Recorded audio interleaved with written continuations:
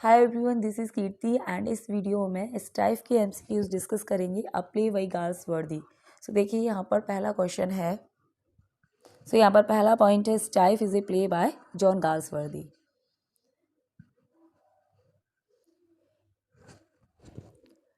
Next है Strife is a dash play.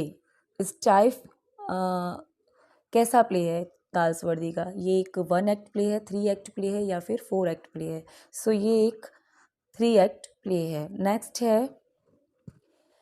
है 3 स्टाइफ was Galsworthy third play. ये उनका थर्ड प्ले है, यानी उनका जो फर्स्ट प्ले था वो था द सिल्वर बॉक्स जो कि 1906 में आया था। सेकंड उनका प्ले था गाल्सवर्दी का जॉय जो कि 1907 में आया था। और जो स्टाइफ है ये उनका थर्ड प्ले है जो कि आया था 1909 में। नेक्स्ट है the play Strife was produced in, किस ईयर में प्रोड्यूस्ड हुआ था ये? 1909 में। Next, which play of Galsworthy explore the conflict between capital and labour? कौन सा प्ले है गाल्सवर्दी का जो एक्सप्लोर करता है, यानी जिसमें कन्फ्लिक्ट मतलब कैपिटल एंड लेबर यानी कि पूंजीवाद और मजदूर वर्ग के बीच में कन्फ्लिक्ट को दिखाया गया है? वो कौन सा प्ले है गाल्सवर्दी का? वो उनका स्टाइफ है जो कि 1909 में आया। ठीक है, स्टाइफ आपका आंसर हो जाएगा स्टाइफ। नेक्स्ट पॉइंट है the play Strife was produced in London. London में इसे प्रोड्यूस किया गया था एट दी डैश, यानी किस थिएटर में प्रोड्यूस किया गया था आपको ये बताना है। So at the Duke of York theatre on 9 March 1909 में इसे प्रोड्यूस किया गया इन लंदन।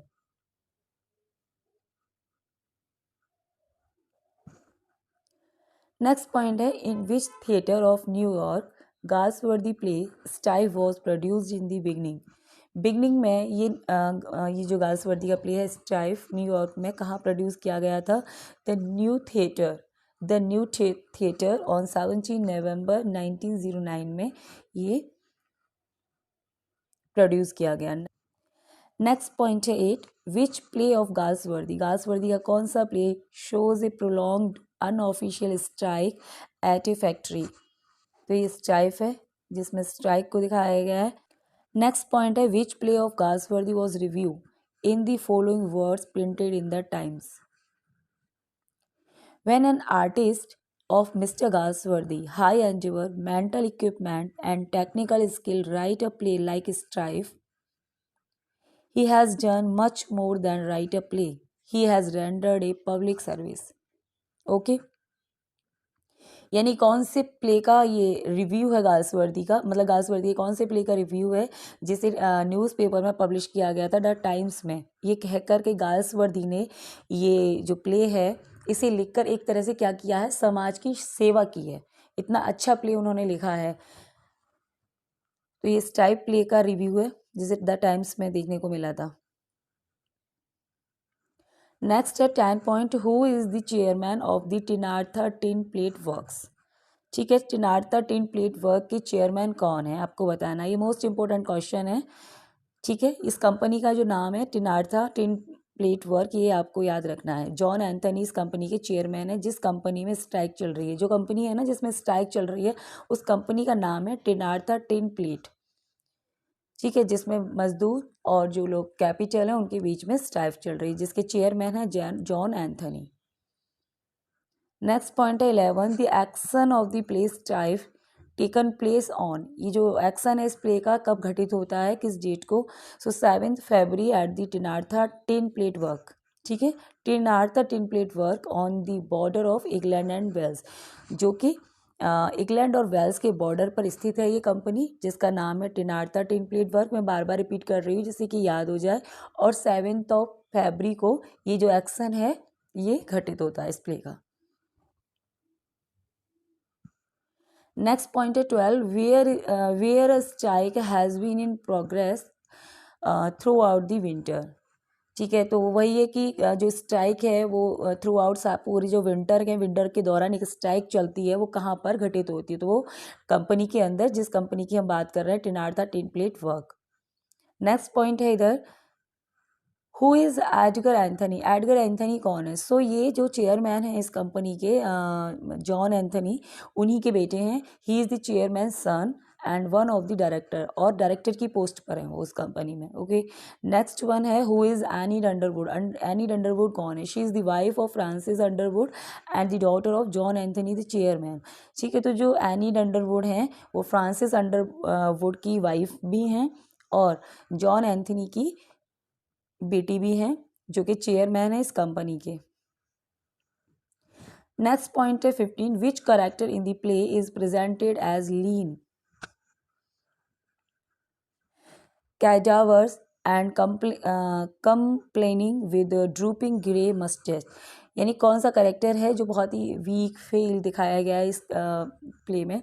फ्रेडरिक एच विल्डर, ये है फ्रेडरिक एच विल्डर। अब हमसे ये क्वेश्चन बन रहा है कि हु इज़ फ्रेडरिक एच विल्डर। जिस फ्रेडरिक विल्डर की हमने अभी ऊपर बात की है, जो एक कमज़ोर सा व्यक्ति है, वो आखिर है कौन? वो इस कंपनी का डायरेक्टर है, यानी डायरेक्टर मतलब कई सारे डायरेक्टर हैं इस कंपनी के, उनमें से एक है। He is one of the director of the Trenartha tin plate works. Next है 17, who addresses the workers of the company as poor devil. Company के जो वर्कर्स हैं ना, उनको पुअर डेविल कहकर कौन एड्रेस करता है? सो विलियम स्कैंटलबरी उनको पुअर डेविल कहता है। ये भी एक डायरेक्टर है, डायरेक्टर में से एक है। नेक्स्ट है 18 point, who is the leader of the workmen committee. Workmen की जो कमेटी है उसका डायरेक्टर कौन है? So David Robert is the leader of workmen. David Robert है वो इस मजदूर समिति का नेता है। नेक्स्ट पॉइंट है 19, what is the name of the wife of David Robert. David Roberts की वाइफ का नाम क्या है? Any Roberts. एनी रॉबर्ट्स उसकी वाइफ का नाम है। नेक्स्ट पॉइंट है 20, हु इज सिमन हार्नेस। सिमन हार्नेस कौन है यहाँ पर? He is a trade union official, वो एक ट्रेड यूनियन ऑफिसर है। नेक्स्ट है 21 point, in which meeting it was decided that a special meeting will be held on 7 Feb। कौन सी मीटिंग में डिसाइड किया गया कि 7 फरवरी को एक स्पेशल मीटिंग बुलाई जाएगी at the residence of manager to resolve the issue of strike. Strike की जो मामला है उसे सॉल्व करने के लिए। सो 31 जनवरी को डेट डिसाइड होती है। नेक्स्ट है 22, who calculate the loss of the Tinartha company over 50,000 pound because of the strike। ठीक है, कौन जो है कैलकुलेट करता है इस लॉस को, जो कंपनी में स्ट्राइक की वजह से कुछ लॉस हो रहा है कंपनी के अंदर, तो लगभग 50,000 पाउंड का लॉस हो चुका है अब तक स्ट्राइक की वजह से। ये कौन बताता है? ये हेनरी टेंच, हेनरी टेंच बताता है, जो कि सेक्रेटरी है कंपनी का। नेक्स्ट है 23,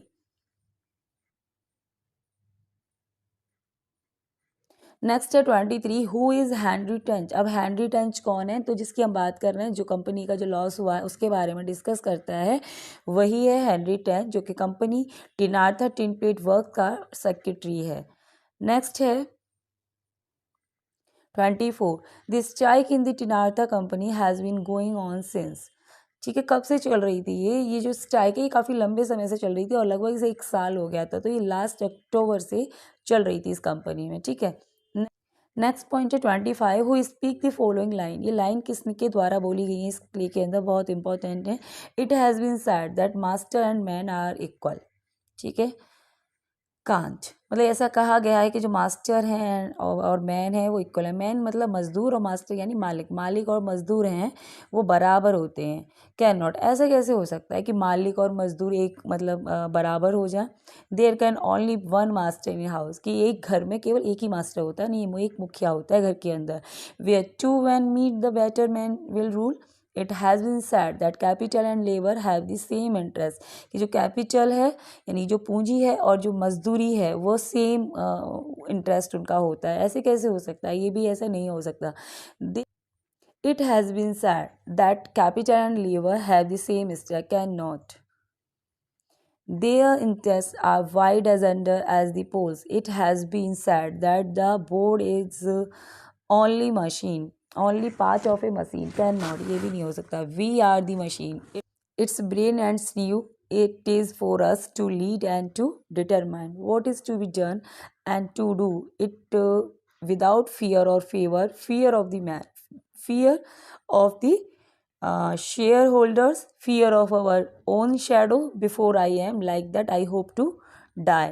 सो ये फेमस लाइंस हैं, ये जॉन एंथनी की हैं, जो कि इस फैक्ट्री के चेयरमैन हैं. इस तरीके के वो एक फेनाटिज्म टाइप, मतलब एक एडामेंट टाइप के व्यक्ति हैं, अड़ियल टाइप के व्यक्ति हैं, जिद्दी हैं. ये उनकी विचारधारा है मजदूर को लेकर, और जो कंपनी के मालिक होते हैं उनको लेकर उनकी ये जो राय है इस लाइन से हमें दिखाई पड़ रही है.